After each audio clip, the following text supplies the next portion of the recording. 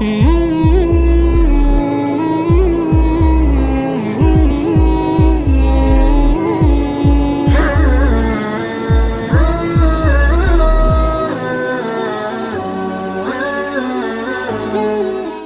بالله من الشيطان الرجيم بسم الله الرحمن الرحيم قالت لهم رسلهم إن نحن إلا بشر مثلكم ولكن الله يمن على من يشاء من عباده وما كان لنا أن نأتيكم بسلطان إلا بإذن الله وعلى الله فليتوكل المؤمنون صدق الله العظيم۔ کل اللہ تبارک و تعالیٰ نے پچھلی قوموں کے واقعات کی طرف اشارہ کیا تھا، قوم عاد، قوم سمود اور قوم فرعون وغیرہ وغیرہ، قوم نوح، ان تمام قوموں کا واقعہ اور ان کے ساتھ ان کے جو پیغمبر علیہم السلام تشریف لائے، ان کی آپس کی گفتگو کا بیان چل رہا تھا کہ پیغمبروں نے دعوت دی تو بجائے ماننے کے قوم نے یہی تو کہا تھا کہ آپ تو ہمارے جیسے انسان ہو، آپ بھی کھاتے ہو، پیتے ہو اور بازار میں گھومتے ہو، تو ہمارے اور آپ میں کوئی زیادہ فرق نہیں ہے، لہذا ہم آپ کی بات کیسے مانیں؟ آپ نبی اور رسول نہیں ہو سکتے، آپ تو ہمارے جیسے ہو۔ تو اس کا جواب بھی کل دیا گیا کہ انسان کے اندر بھی تو دنیا بھر کا فرق ہے، کل مثالیں آئی تھی، تو اسی کا جواب رسول اب کھلے انداز میں دے رہے ہیں۔ قالت لہم رسلہم، تو ان سے ان کے رسولوں نے کہا، ان نحن الا بشر مثلکم، کہ ہاں ہم تمہارے جیسے ہی انسان ہیں، یعنی بشر ہونے میں اور جسم کے اعتبار سے پیدا ہونے میں تو ہم تمہارے جیسے ہی انسان ہیں، ہم بھی کھاتے ہیں، تم بھی کھاتے ہو، ہم بھی جو ہے چلتے پھرتے ہیں، تم بھی چلتے پھرتے ہو، ہماری بھی جو ضرورتیں ہیں تمہاری وہی ضرورتیں ہیں۔ تو دیکھنے میں تو ان نحن الا بشر مثلکم، یہ تمہارے جیسے بشر و انسان ہیں، لیکن ایک چیز ایسی ہے جس میں اللہ تبارک و تعالیٰ نے ہم کو منتخب فرمایا اور اپنے بندوں میں سے اللہ نے ہم پر اس معاملے کا احسان کیا، وہ ہے نبوت اور رسالت کا مقام، جو کل بتایا گیا کہ کسی محنت اور کسب سے نبوت اور رسالت کا مقام حاصل نہیں ہو سکتا۔ دنیا کے اندر بہت سارے عہدے ہیں، بہت ساری ڈگریاں ہیں، دنیاوی اعتبار سے بھی ہیں اور دینی اعتبار سے بھی بہت سارے مقام ہیں، ولی ہونا اور فلاں ہونا، شہید ہونا، کہ اس کو کسب اور محنت سے بندہ حاصل کر سکتا ہے، ولی بن سکتا ہے، شہید ہو سکتا ہے اللہ کے راستے میں اپنی جان قربان کر کے، یعنی کوشش کر سکتا ہے، لیکن نبوت اور رسالت کا مقام ایسا مقام ہے کہ کوئی بندہ محنت کر کے، ریاضت کر کے اور عبادت کر کے اور اللہ کی فرما برداری کر کے کہ چاہے کہ میں وہاں تک پہنچ جاؤں اپنے قصبے سے، وہ نہیں ہو سکتا۔ تو فرمایا کہ اے لوگوں، ہم بھی تمہارے جیسے انسان ہی ہیں، لیکن وَلَكِنَّ اللَّهَ يَمُنُّ عَلَى مَن يَشَاءُ مِنْ عِبَادِهِ، لیکن اللہ تعالیٰ جس پر چاہتے ہیں اپنے بندوں میں سے احسان کرتے ہیں۔ تو اللہ نے ہم پر احسان کیا، ہم بھی انسان ہی تھے، لیکن ہمیں اللہ نے اپنے پیغام اور وحی کے لیے اللہ نے ہمیں چن لیا، منتخب کر لیا، پسند کر لیا، اس لیے ہمارا مقام بڑھ گیا۔ جیسے دنیاوی مثال دی جاتی ہے کہ پیدا ہونے میں سارے انسان ہی تھے، لیکن دنیا کے اعتبار سے ایک انسان نے ترقی کی، ایجوکیشن میں آگے بڑھا، ماسٹر بن گیا، ٹیچر بن گیا یا ڈاکٹر بن گیا، انجینئر بن گیا، تو ظاہر سی بات ہے کہ ہر دنیا کا ہر فرد، ہر عقل رکھنے والا یہ جانتا ہے کہ ایک عام انسان اور ڈاکٹر میں زمین آسمان کا فرق ہوگا، ایک عام انسان اور انجینئر میں زمین آسمان کا فرق ہوگا، ایک عام انسان اور ٹیچر اور ماسٹر صاحب کے اندر زمین آسمان کا فرق ہوگا۔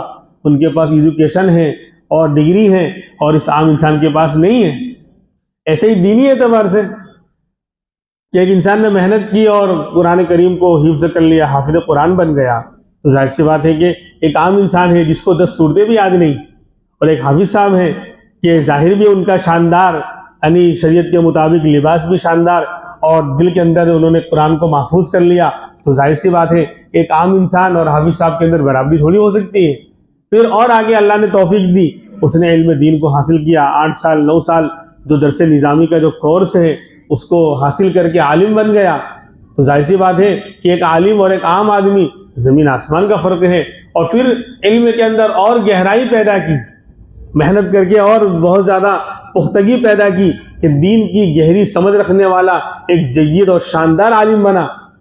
تو فرمایا رسول اللہ صلی اللہ علیہ وسلم نے، فقیہ واحد اشد علی الشیطان من الف عابد، کہ دین کی ایک صحیح سمجھ رکھنے والا عالم شیطان کے مقابل میں 1000 عابدوں سے زیادہ بھاری ہے.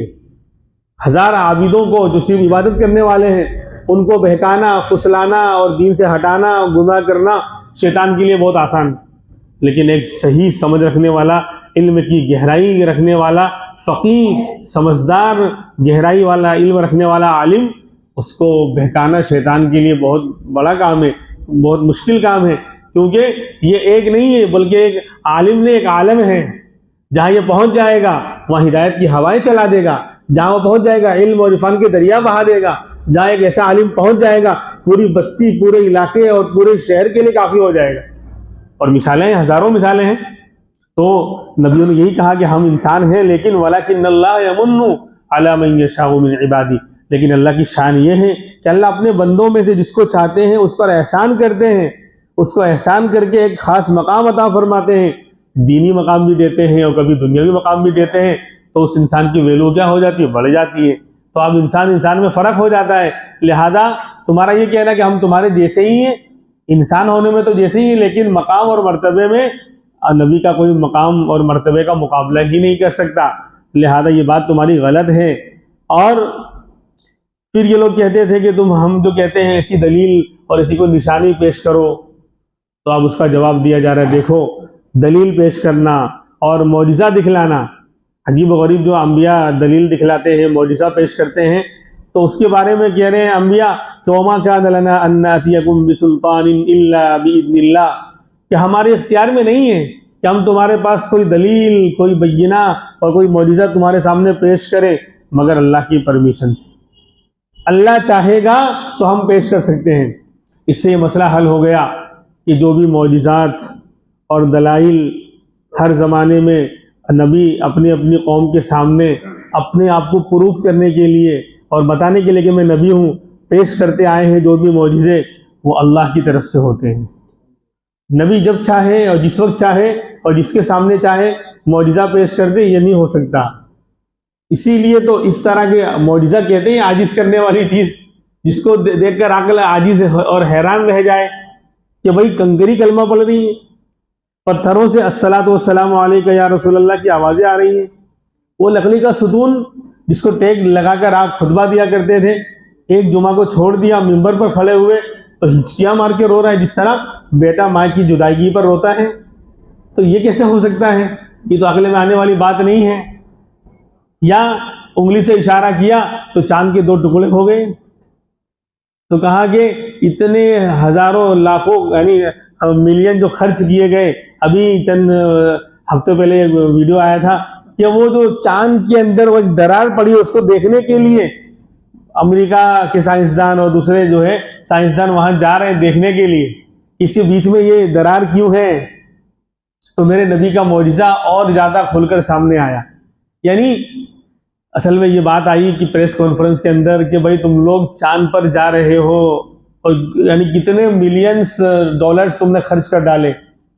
وہ جو کیا کہتے ہیں وہ آنکڑا وہ مجھے یاد ہی نہیں رہا کیونکہ ذہن میں تھا نہیں، یہ بات آ گئی تو وہ پورا آنکڑا یاد ہی نہیں ہے کہ کتنا اربوں ڈالر انہوں نے خرچ کیا تھا. تو اس پر جو ایک کانفرنس ہوئی کہ فائدہ کیا ہوا. یعنی بولے تم چاند پر گئے تو ہمارا کیا فائدہ، پبلک کا کیا فائدہ. ارے بھائی وہ اربوں خربوں ڈالر تم جو ہے ترقی پر لگاتے، کوئی کارخانہ کھولتے، کوئی مشینری یعنی قائم کرتے، کوئی جو ہے پبلک کے اوپر خرچ کرتے تو پبلک کا فائدہ ہوتا، بینیفٹ ہوتا. لیکن چاند پر جانے سے ہمارا کیا فائدہ. تو اس وقت سائنسدان جو ان کا مین تھا اس نے جواب دیا کہ بات برابر ہے، لیکن ہم نے وہاں جو ہے چاند کے بالکل بیچ میں جو ہے درار ایسا لگتا ہے کہ وہ اس کو جوڑا گیا ہے، اس کے اندر کوئی ٹکڑا، اس کو ہم ریسرچ کرنے کے لیے اسپیشلی طور پر ہم لوگ وہاں گئے تھے. تو میرے نبی کا معجزہ کھل کر سامنے آ گیا کہ آپ نے تو انگلی سے اشارہ کیا تھا اور چاند کے 2 ٹکڑے ہوئے، آدھا ادھر آدھا ادھر. تو وہ یعنی یہ سائنسداں بھی مان رہے ہیں، امریکہ کے سائنسداں بھی مان رہے ہیں کہ ہم اس کو دیکھنے کے لیے، اس پر ریسرچ کرنے کے لیے ہم نے اتنا لمبا چوڑا سفر کیا اور خرچ کیا، ہم وہاں تشریف لے گئے. تو یہ معجزہ کھل کر، تو بہرحال معجزہ عاجز کرنے والی چیز ہے جو عقل میں آ ہی نہ سکے. بھائی ایسا کیسے ہو سکتا ہے؟ زمین پر انسان ہے اور اشارہ کر رہا انگلی سے اور چاند کے 2 ٹکڑے ہو رہے ہیں. تو معجزہ جو ہے نا وہ عاجز کر عقل میں نہیں آتی. تو اسی لیے تو بہت سے لوگ گمراہ ہوئے. معجزے کے حوالے سے امت میں 3 حصوں میں بٹ گئی. ایک طبقہ تو ہوتا ہے جنہوں نے انکار کر دیا، کیونکہ عقل میں جو دکھتا ہے وہی بکتا ہے، جو نظر آتا ہے اسی کو مانیں گے، جو عقل میں آئے گا اسی کو مانا جائے گا. ایک بہت بڑا طبقہ امت کا ایسا ہے، ایک بہت بڑا طبقہ امت کا کہ جو ہمیں نظر آئے گا اسی کو مانیں گے، جو سمجھ میں آئے گا اسی کو یقین کریں گے. لہذا انہوں نے معجزات کا انکار کر دیا. ماضی میں فرقے نیچریاں کر کے سر سید احمد خان وغیرہ اور دوسرے حضرات اس طرح کے لوگ پیدا ہوئے. انہوں نے معجزات کا انکار کر دیا، قبر کے اندر عذاب قبر کا انکار کر دیا، فرشتوں کا انکار کر دیا کہ فرشتے اگر ہیں تو نظر کہاں آتے ہیں، نظر آنے چاہیے. قبر میں عذاب ہو رہا ہے کہاں، وہ تو جو ہے 6x3 کی قبر ہے، اس میں کہاں کچھ دکھ رہا ہے، کچھ سمجھ میں نہیں آ رہا ہے. تو امت کا ایک بہت بڑا طبقہ معجزات کے حوالے سے منکر بن گیا. یعنی اس طرح کی چیزیں جو نظر نہ آئے، سمجھ میں نہ آئے تو اس کا انکار کر دیا جائے، اس کو فرقہ نیچریہ کہا جائے. تو ایک طبقہ ایسا پیدا ہوا.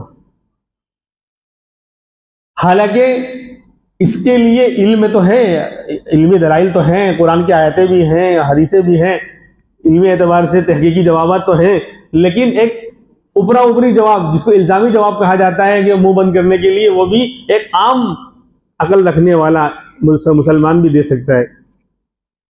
کیا کامن بات کہ بھائی دنیا میں بہت ساری چیزیں ہیں جو ہمیں نظر نہیں آتی، ہم مانتے ہیں. دنیا میں بہت ساری چیزیں ایسی ہیں جن کو ہم نے دیکھا نہیں لیکن مانتے ہیں. درد ہو رہا ہے، پین، بدن میں درد ہو رہا ہے جس کو پین کہتے ہیں، کوئی دکھا سکتا ہے؟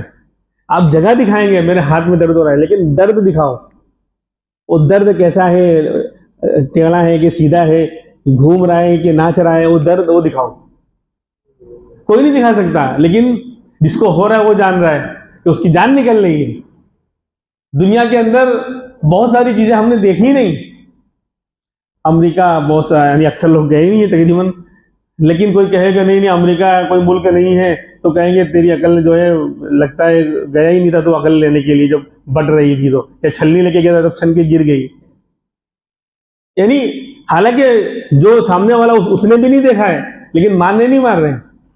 بہت ساری چیزیں اس طرح کی ہیں ٹھیک ہے، نظر نہیں آتی لیکن پھر بھی ہے، اس کے وجود کو تسلیم کیا جاتا ہے. اور آج تو بہت آسان ہو گیا، درجہ حرارت، ٹیمپریچر، گرمی، سمجھے تاپمان جس کو گجراتی میں بولتے ہیں کہ بھائی گرمی کتنے درجے ہے، کہ بھائی آج 36 ہو گئی بولے، وہ گرمی مئی جون والا تھوڑا اثر آج نظر آیا. شاید آج کا دن ہے، آج ایک شادی کہہ رہے تھے کہ 36 پہ پہنچ گیا، بولے ایسا ہوتا نہیں ہے اکتوبر میں، لیکن آج گرمی اتنی زیادہ رہی. تو یہ گرمی کو کیسے ناپ لیا، کہاں نظر آ رہی ہے؟ گرمی نظر آئے گی، کوئی بتائے، کوئی مائی کا لال محسوس ہوگی آپ کو، لیکن آپ کیا دیکھ رہے کہ وہ گرمی جا رہی ہے، وہ ابھی میرے کان میں گھس رہی ہے؟ نہیں، لیکن مانتے ہی نہیں مانتے جو محسوس ہو رہا ہے. تو ایسی بہت ساری چیزیں ہیں کہ جو نظر نہیں آتی، فرشتے نظر نہیں آتے، لیکن میرا ایمان ہے آمنت باللہ و ملائکتہ و کتبہ الی آخری، کہ ہم نے بچپن میں جو ہم کو پڑھا دیا گیا 55 تک، وہ بندہ اس کو نہیں بھولنا چاہیے، ایمان کی بنیادیں ہیں. بہرحال تو ایک فرقہ تو ایسا ہوا کہ وہ معجزات کے حوالے سے انکار کرنے والا بن گیا.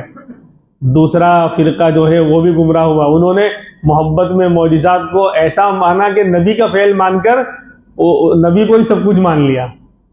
خدا نبی کو جو چاہیں خدا کر دکھائیں، نبی کو جو چاہیں خدا کر دکھائیں، اماموں کا رتبہ نبی سے بڑھائیں. تو ایک فرقہ ایسا پیدا ہوا کہ جب دیکھا، یعنی جو آج اہل کفر کا اور اہل برادران وطن کا جو عقیدہ ہے، جہاں دیکھا چمتکار وہاں کیا نمسکار، جہاں دیکھا یعنی گراہک بھی خدا ہے، پتہ نہیں کتنے خدا ہیں، 33 کروڑ خدا ہیں ان کے. تو یہی جو ہے عقیدہ اور یہی جو ہے نفسیاتی بات اس فرقے کے اندر بھی ہے کہ دیکھا کہ نبی سے ساری باتیں سامنے آ رہی ہیں. جسے عیسیٰ علیہ السلام کے ماننے والے عیسائی دیکھا کہ وہ مردوں کو زندہ کر رہے ہیں، حالانکہ ہر جگہ قرآن نے بِإِذْنِ اللہ کا لفظ استعمال کیا ہے۔ عیسیٰ علیہ السلام نے جو بھی مردوں کو زندہ کرتے تھے بِإِذْنِ اللہ کا لفظ آیا ہے، اللہ کے حکم سے کرتے تھے، ان کی اپنی کوئی طاقت نہیں تھی۔ جو بھی معجزہ نبی دکھلاتا ہے، ظاہر کرتا ہے، وہ اللہ کے حکم سے کرتا ہے۔ اللہ جب چاہیں گے نبی کے ہاتھ پر ظاہر ہوگا، لیکن یہ فرقہ گمراہ ہوگا کہ اس نے دیکھا کہ چمتکار نبی سے ہو رہا ہے تو نبی کو کر لیا نمسکار، یعنی نبی کو خدا کے درجے میں رکھ دیا، عیسیٰ علیہ السلام کو ہی عیسائی خدا ماننے لگے۔ تو آج اس امت کے اندر بھی وہ سارے سیمپل اور سارے نمونے پائے جا رہے ہیں۔ کیا اللہ کے رسول کو دیکھا کہ آپ سے فلاں معجزہ، چاند کے 2 ٹکڑے ہو گئے، یہ ہو گیا، فلاں ہو گیا، تو آپ کو یہ مشکل کشا، آپ کو یہ حاجت روا، آپ کو یہ عالم الغیب اور فلاں سب مان لیا۔ حالانکہ یہ بھی گمراہ ہوا۔ ایک نے محبت میں غلو کر دیا تو وہ بھی گمراہ ہو گیا، ایک نے یعنی نہیں مانا، انکار کر دیا، وہ بھی گمراہ ہو گیا۔ تو حق نہ الا الذی ہے نہ الا الذی ہے، بلکہ حق تو بیچ کی گلی ہے۔ حق جو ہے وہ تیسرا طبقہ جو ہے، علماء دیوبند کی الحمدللہ یہ شان ہے اور یہی پہچان ہے کہ اعتدال پسندی، دین کے معاملے میں اعتدال کا نام مسلک دیوبند ہے۔ ہم نے نہ تو انکار کیا اور نہ اتنا مانا کہ نبی کا فعل مان کر نبی کو ہی سب کچھ مان لیا، ایسا نہیں۔ معجزات کے حوالے سے اور اس طرح کی باتوں کے حوالے سے ہمارا عقیدہ یہی ہے کہ بھائی معجزہ اللہ کا فعل ہے، اللہ ظاہر کرتے ہیں نبی کے ہاتھ پر، تو نبی کا مقام اس لیے بڑھا کہ نبی کے ہاتھ پر یہ عجیب و غریب چیز ظاہر ہو رہی ہے، اس لیے نبی کا مقام بڑھا، لیکن ظاہر کرنے والی ذات اللہ کی ہے۔ جب یہ عقیدہ درمیانی، دیکھو ہم نے نہ تو انکار کیا نہ تو سب کچھ نبی کو مانا، بلکہ نبی کے ہاتھ پر ظاہر کرتے ہیں اللہ، یہ ہے اصل اعتدال والی بات۔ جب یہ بات اس طرح کی چیزوں میں آپ کے سامنے رہے گی تو بندہ گمراہ نہیں ہو سکتا۔ جو پہلا فرقہ تھا نیچریا، اس نے کہا کہ ہم نہیں مانتے، ہمیں نظر نہیں آتا، یہ ہماری عقل میں نہیں آتی، معجزہ سمجھ میں نہیں آتا۔ اسی لیے جہاں اس طرح کی باتیں آئیں گی وہ لوگ یہی کریں گے۔ وہ جو داؤد علیہ السلام کی قوم کے بارے میں تھا نا کہ وہ مچھلی پکڑنے سے منع کیا گیا تھا، یعنی اس دن عبادت کریں گے، تو اللہ نے آزمایا کہ مچھلی سنیچر کے دن ہی آتی تھی، جس دن کاروبار کرنا، مچھلی پکڑنا حرام تھا، ناجائز تھا، اسی دن مچھلیاں جو ہے خوب اوپر اچھلتی تھی سمندر پر، پانی پر۔ تو انہوں نے ہیلا کرنا شروع کیا کہ اس دن نہیں پکڑیں گے، حرام ہے، یہ سود نہیں ہے، یہ سود لینا تو حرام ہے، یہ سود نہیں، یہ بینیفٹ ہے۔ کس نے بولا ہے؟ فلاں مفتی صاحب نے بولا ہے، جو کمپنی کے مالک ہیں منگل داس صاحب، وہ ان مفتی صاحب کا فتویٰ ہے کہ یہ بینیفٹ ہے، یہ سود تھوڑی ہے، یہ انٹرسٹ نہیں ہے، اس لیے اس میں انٹرسٹ لینا چاہیے۔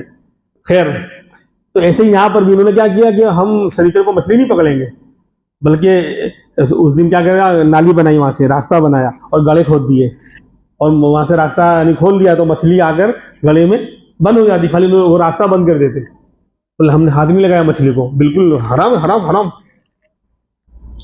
تو اللہ کی پکڑ آئی، کیوں؟ یہ بھی تو ہیلا ہے، یہ بھی تو بہانہ ہے۔ جب کاروبار کرنا منع یعنی منع، لیکن انہوں نے کیا تو اللہ کی طرف سے عذاب آیا، اللہ نے ان کو بندر بنایا۔ میں یہ بتانا چاہ رہا ہوں کہ اللہ کی طرف سے ان کے چہروں کو، بلکہ اللہ نے ان کی شکلوں کو مسخ کر دیا، بندر بنا دیا۔ تو یہاں پر بھی یہ فرقے والے کیا کہیں گے؟ وہ اصل میں ایکچولی کیا ہے، وہ جو انہوں نے جو مچھلیاں جو کھائی تھی نا اس زمانے میں جو نکلی تھی، تو اس مچھلیوں میں ایسا پوائزن تھا یا ایسا وائرس تھا کہ اس کے کھانے سے جو ہے وہ جسم کی جو ہے شکل تبدیل ہو گئی، ایسا خطرناک قسم کا وائرس تھا اس مچھلی میں، اس لیے ایسا ہوا۔ یعنی ڈائریکٹ نہیں مانیں گے کیونکہ عقل میں نہیں آ رہی ہے، ایسا کیسا ہو سکتا ہے کہ ایک دم سے بندر بن جائے کوئی؟ تو کیا کہا؟ گھوم کر آئے کہ اصل میں اس دن جو مچھلیاں پکڑی تھیں ان مچھلیوں میں اللہ نے ایسا وائرس ڈال دیا تھا، ایسی بیماری ڈال دی تھی کہ جو اس کو کھائے گا اپنا منہ بندر کا پائے گا اور بدلا ہوا پائے گا۔ تو وائرس کے اثر سے ایسا ہوا۔ چلو بھائی وائرس کے اثر سے ہوا، لیکن ہوا تو صحیح۔ ہر چیز میں یعنی اسباب کو دیکھتے ہیں لوگ، اسباب دنیا کے اندر اختیار کرنا ہے، لیکن میرا رب اسباب کا محتاج نہیں، وہ تو مسبب الاسباب ہے، اسباب کو پیدا کرنے والا ہے۔ وہ کبھی بغیر سبب کے بھی بیماری لا سکتا ہے، اللہ لا سکتا ہے، نہیں لا سکتا؟ رپورٹ کراتے ہیں نارمل آتی ہے، کچھ بھی نہیں ہوتا، یعنی دنیا بھر کی رپورٹیں لوگ کرا ڈالتے ہیں اور سب نارمل، کچھ بھی نہیں، اور ہے بیمار ہے بندہ، پھر بعد میں جب اللہ چاہتے جب شفا ملتی ہے۔ کسی کو بھی اللہ ذریعہ بنائے. تو بہرحال تو یہ لوگ جو ہے یعنی بغیر ڈائریکٹ نہیں مانتے کہ عقل میں آتے ہی نہیں ہے, تو ان ڈائریکٹ آئے کہ وائرس ہو گیا تھا تو اس سے وہ کیا کہتے ہیں بندر بن گئے مچھلیوں کے اندر. بہرحال میرا رب جو ہے اسباب کا محتاج نہیں ہے, وہ بغیر سبب کے بھی ہر چیز کے کرنے پر قادر ہے, شفا دینے پر بھی, بیماری لانے پر بھی, اور خوشحالی لانے پر بھی, اور بدحالی لانے پر بھی, ہر چیز پر قادر ہے. بہرحال انہوں نے کہہ دیا صاف صاف کہ یہ اللہ کا احسان ہے اور ہمارے بس میں نہیں کہ ہم تمہارے پاس کوئی دلیل کوئی معجزہ لے آویں اللہ کے حکم کے بغیر. اللہ چاہے گا تو آئے گا, کیونکہ اللہ کا فعل ہے. اسی لیے نبی جب چاہے جس وقت چاہے کوئی معجزہ دکھلا دے یہ نہیں ہو سکتا, نبی کے اختیار میں ہے ہی نہیں. اللہ جب چاہے گا تب دکھلائے گا نبی کے ہاتھ سے. وَعَلَى اللَّهِ فَلْيَتَوَكَّلِ الْمُؤْمِنُونَ. جب اصل قدرت کس کی ہے؟ اللہ کی. اصل طاقت کس کی ہے؟ اللہ کی. تو اللہ ہی پر ایمان والوں کو بھروسہ کرنا چاہیے. فرماتے ہیں بس آخری آیت, وَمَا لَنَا أَلَّا نَتَوَكَّلَ عَلَى اللَّهِ. اور ہم کو کیا ہو گیا کہ کیوں ہم اللہ پر بھروسہ نہ کریں؟ بالکل ہمیں اللہ پر بھروسہ کرنا چاہیے, ہم تو ایمان والے ہیں نا, تو ہم کو کیا ہو گیا کہ ہم اللہ پر بھروسہ کیوں نہیں کرتے؟ وَقَدْ هَدَانَا سُبُلَنَا. حالانکہ اللہ نے ہم کو ہمارے راستے کی ہدایت دی. بھائی اگر اللہ ایمان نہ دیتا, ایمان والوں کے گھر میں پیدا نہ کرتا, تو کیا ہم اپنی صلاحیت, اپنے مال, اپنے عہدے, اپنی کسی بھی چیز کے بل بوتے پر کیا ہم ہدایت کو حاصل کر سکتے تھے؟ ایمان کو حاصل کر سکتے تھے؟ لا الہ الا اللہ کا کلمہ حاصل کر سکتے تھے؟ اللہ کے گھر میں اس طرح سکون کے ساتھ بیٹھ کر اس کے کلام کے سننے سنانے کا ماحول بنا سکتے تھے؟ تو فرما رہے ہیں کہ ہم کو کیا ہو گیا کہ ہم اللہ پر بھروسہ نہیں کرتے, حالانکہ اللہ نے ہم کو ہمارے راستے کی ہدایت دے رکھی ہے.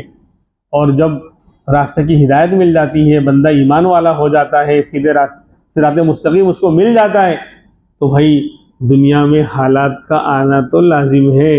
ایمان جو جتنا قریب ہوگا نبی سے, اتنے حالات اس کے اوپر زیادہ آئیں گے. سمجھے؟ کبھی یہ حالات پکڑ ہوتے ہیں اللہ کی طرف سے پکڑ کی شکل میں بھی آتے ہیں, کبھی یہ حالات اللہ کی طرف سے آزمائش اور امتحان ہوتے ہیں. فرق ہوگا کس طرح بندے کی کنڈیشن دیکھ کر. یعنی دو بندے ہیں, بہت آسانی سے مثال دے کے بات ختم کر رہا ہوں. دو بندے ہیں, دونوں کا ایکسیڈنٹ ہوا, سیم ایکسیڈنٹ ہوا, اس کا بھی ہاتھ پاؤں ٹوٹ گیا, اس کا بھی ٹوٹ گیا, فریکچر ہو گیا دونوں بندوں. اب کیسے پتہ چلے گا کہ اس کی آزمائش ہے, اللہ اس کو شارٹ کٹ میں لفٹ کے ذریعے بہت جلد اوپر اٹھانا چاہتے ہیں, اور اس کو جو ہے اس کے کرتوتوں کی سزا اللہ نے دی ہے. تو اس کی ان دونوں کی کنڈیشن دیکھ کے معلوم پڑے گا. دیکھا ایک بندے سے مل رہے ہیں تو بیچارہ وہ اللہ کی طرف متوجہ ہے, یا اللہ یہ تکلیف تو نے دی تو اس سے بڑی بھی مصیبت لا سکتا تھا, تو نے جان کو بچا لیا اور بڑے نقصان سے بچا لیا, یا اللہ میں اس وقت بھی راضی ہوں, یا اللہ تو اس مصیبت کو دور کر دے. وہ اللہ کی طرف متوجہ ہے اور زیادہ صدقہ خیرات کر رہا ہے, اور اللہ کی طرف متوجہ ہے, رو رہا ہے, اللہ سے مانگ رہا ہے. اس کا مطلب یہ ہے کہ یہ جو حالات اس کے اوپر آئے ہیں یہ اس کے لیے نقصان کا سبب نہیں بنیں گے. اور ادھر چلا رہا ہے, چیخ رہا ہے, اللہ کو میں ہی ملا تھا اور کوئی ملا نہیں تھا. محلے میں تو مجھ سے بڑے بڑے کانڈ کرنے والے لوگ ہیں. عجیب و غریب انداز سے لوگ باتیں کرتے بولتے ہیں, تو چیخ رہا ہے, چلا رہا ہے, خود بھی پریشان ہے, اور پورے محلے کو جو ہے آسمان پر اٹھا رکھا ہے. پوری رات بھر چلا رہا ہے, چیخ رہا ہے, اس کو سکون ہی نہیں مل رہا ہے, اور شکوے شکایت غلط باتیں.